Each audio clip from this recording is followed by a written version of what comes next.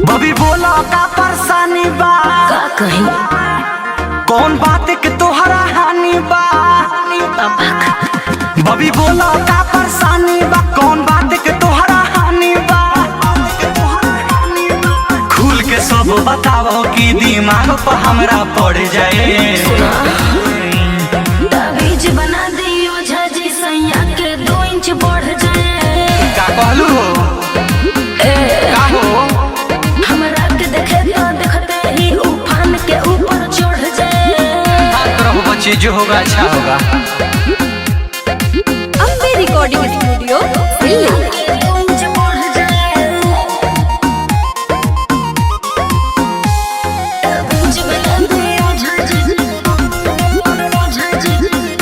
कहियो खराब नहीं करेला मेकअप, अच्छा जगह एकर करैनी हम चेकअप। हाथ से खींचो रोज रोज की अपने से लमर जाए। ताबीज बना दियो झाजी सैया के 2 इंच बढ़ जाए। हमरा के देखे तो देखते ही उफान के ऊपर चढ़ जाए। ताबीज बना दियो झाजी सैया के 2 इंच बढ़ जाए। म्यूजिक बाय उज्जवल कुमार।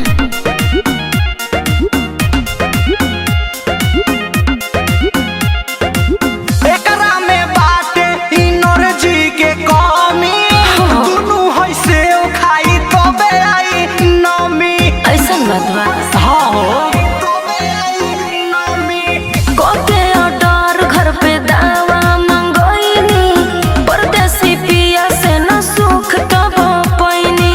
निर्मल जोगेश हावी न हो कि मामला इतना बिगड़ जाए। ताबीज बना दियो झाजी सैया के 2 इंच बढ़ जाए। इंतजार करो का हमरा के देखे तो देखते ही उफान के ऊपर चढ़ जाए। जाना अब तो साफे भी कोई लगा सड़ जाए। Ambe recording studio